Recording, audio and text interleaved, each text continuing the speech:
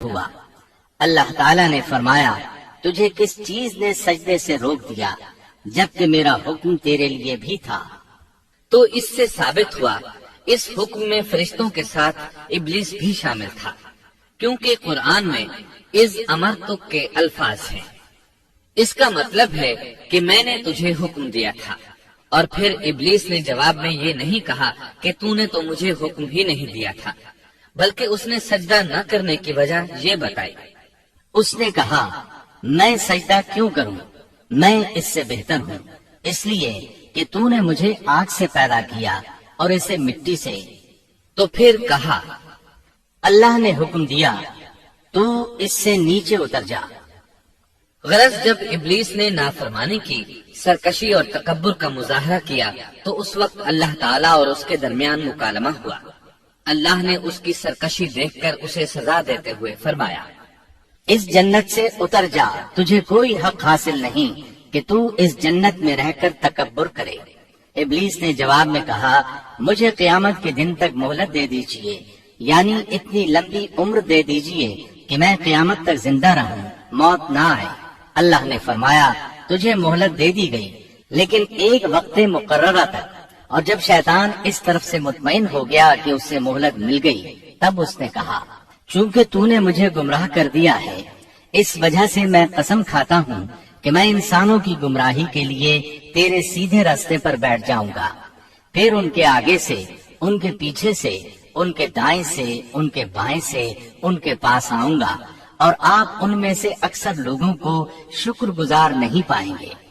اللہ تعالیٰ نے شیطان کا رد کرتے ہوئے فرمایا یہاں سے ذلیل و خوار ہو کر نکل جا، ان میں سے جو شخص بھی تیرا حکم مانے گا میں ایسے تمام گمراہوں سے جہنم کو بھر دوں گا، جو انسان بھی تیرا پیروکار بنے گا وہ جہنم کا مستحق اور حقدار ٹھہرے گا۔ قرآن مجید میں دوسرے مقامات پر بھی اس گفتگو کو نئے پیرائے میں دہرایا گیا ہے۔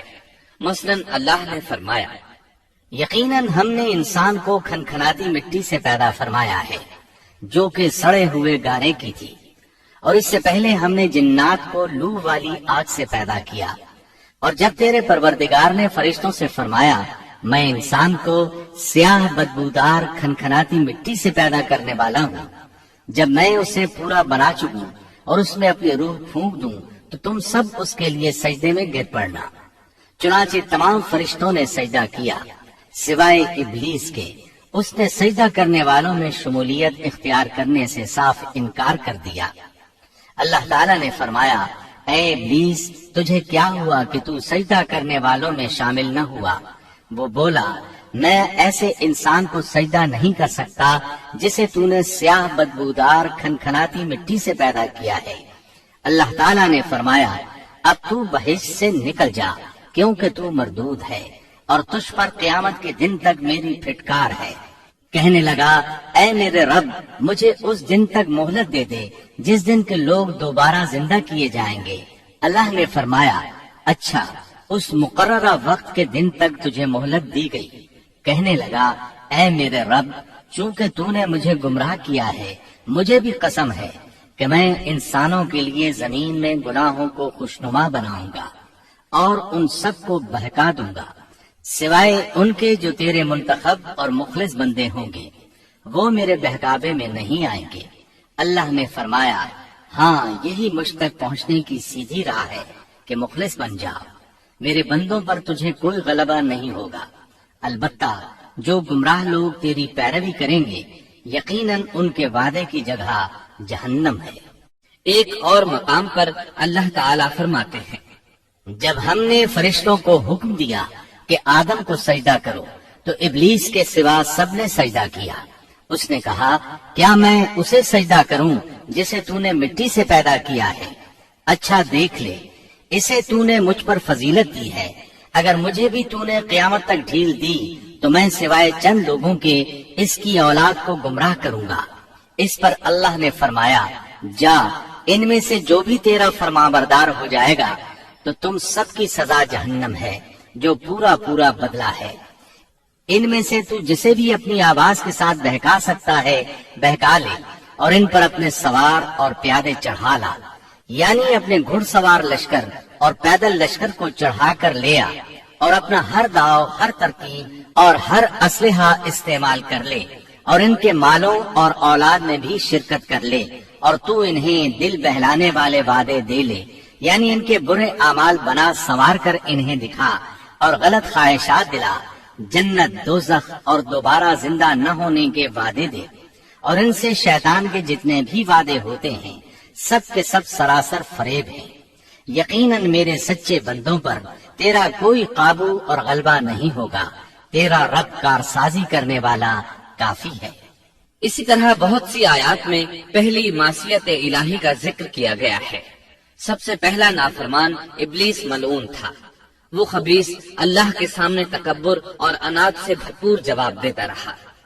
اسی وجہ سے اللہ نے اسے کافر کا لقب دیا۔ کافر اسے کہتے ہیں جو نعمت کا انکار کرے۔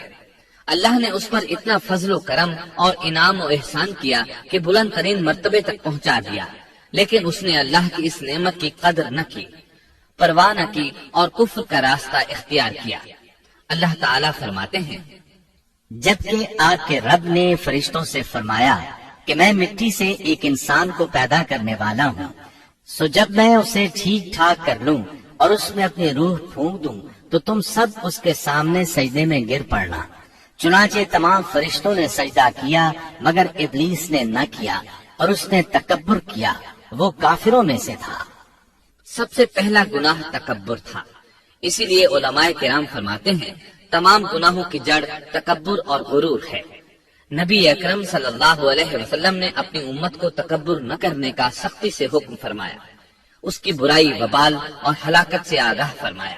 آپ نے فرمایا، اللہ اس شخص کی طرف رحمت سے دیکھے گا بھی نہیں جس نے تکبر کی بنا پر کپڑا ٹخنوں سے نیچے لٹکایا۔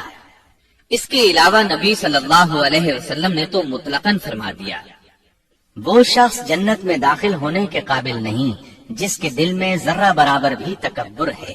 جو شخص اپنے کپڑے، اپنے مکان اور اپنے قبیلے پر فخر کرتا ہے اس سے اللہ کی رحمت اٹھ جاتی ہے۔ اسی لیے نبی صلی اللہ علیہ وسلم نے جب اپنے صحابہ کرام کو دیکھا کہ مہاجر صحابی انصار صحابہ کے خلاف اور انصاری صحابی مہاجرین صحابہ کے خلاف آواز لگا رہے ہیں تو آپ نے فرمایا، اس جاہلیت والی پکار کو چھوڑو، یہ بہت بدبودار ہے۔ برادری کی بنیاد پر لڑنا، باہم فخر کرنا برے نتائج کا ذریعہ ہے۔ گناہوں کی بنیاد بھی تکبر ہے۔ اس لیے ہر مومن کو چاہیے کہ اپنے نوکر، خادم، ملازم یا کسی بھی مسکین پر کبھی بھی فخر و غرور کا اظہار نہ کرے، کیونکہ یہی اللہ کی سب سے پہلی نافرمانی وجود میں آئی تھی۔ تکبر کا یہ ذکر ضمناً آ گیا۔ ہم پھر اپنے موضوع کی طرف لوٹتے ہیں۔ اللہ نے آدم علیہ السلام کو پیدا کیا اور انہیں عالم بنا کر ہی تخلیق کیا، یعنی جب وہ پیدا ہوئے تو جاہل نہیں تھے۔ اللہ نے آدم علیہ السلام کو فرشتوں سے بھی بڑا عالم بنا کر پیدا فرمایا۔ بے شمار احادیث میں آدم علیہ السلام کی ابتدا اور ان کے علم کا ذکر موجود ہے۔ جب اللہ نے آدم میں مکمل روح ڈال دی اور وہ اپنے پاؤں پر کھڑے ہو گئے تو اللہ نے انہیں حکم دیا، جاؤ فرشتوں کی جماعت کو السلام علیکم کہو۔ آدم اور فرشتوں کی زبان عربی تھی، یہی زبان اہل جنت کی ہے۔ آدم گئے، جا کر سلام کہا، انہوں نے جواب میں کہا وعلیکم السلام ورحمت اللہ، یعنی تجھ پر اللہ کی سلامتی اور رحمت ہو۔ اللہ نے فرمایا، یہ تیرا اور تیری اولاد کا آپس میں ایک دوسرے کو تحفہ اور ہدیہ ہے۔ اللہ نے آدم علیہ السلام کو ابتدا ہی میں تمام نام سکھا دیے۔ مفسرین نے ان ناموں کے بارے میں بہت بحثیں ذکر کی ہیں۔ مضبوط موقف سیدنا عبداللہ بن عباس رضی اللہ عنہما کا ہے کہ اللہ نے آدم علیہ السلام کو ہر چیز کا نام سکھا دیا تھا، مثلا یہ پہاڑ ہے، یہ سمندر ہے، یہ پرندہ ہے، یہ درخت ہے وغیرہ۔ وہ آسمان اور زمین کی ہر چیز کا نام جانتے تھے۔ یہ علم کیسا تھا، انسان نے کس طرح ہر چیز کا نام پہچان لیا۔ یقیناً اللہ انسان میں یہ طاقت پیدا کر سکتا ہے کہ وہ ہر علم کا احاطہ کر سکے۔ اللہ نے آدم علیہ السلام کو ہر چیز کا نام اور اس کی صنعت اور کام بھی معلوم کرا دیا۔ آگ، لوہے، لکڑی، غرض ہر چیز کا نام اور استعمال ذہن میں ڈال دیا۔ وہ کس قدر عظیم علم سے بہرور ہوئے، سبحان اللہ۔ بہرحال اللہ نے آدم علیہ السلام کو صرف شکل و صورت اور تخلیق ہی میں بلند مرتبہ عطا نہیں کیا تھا، بلکہ عقل و علم کے لحاظ سے بھی بلند درجے اور مقام پر فائز کیا تھا، جیسا کہ اللہ تعالیٰ فرماتے ہیں، اللہ نے آدم علیہ السلام کو ہر چیز کا نام سکھا دیا، پھر ان چیزوں کو فرشتوں پر پیش کیا اور فرمایا، مجھے ان چیزوں کے نام بتاؤ اگر تم سچے ہو۔ مطلب یہ کہ تم اپنے دعوے میں کہاں تک سچے ہو؟ جب آدم کی تخلیق ہوئی تو تم نے کہا تھا اللہ جو چاہے پیدا کر لے، قسم ہے وہ ہم سے زیادہ معزز اور عالم نہیں ہوگا۔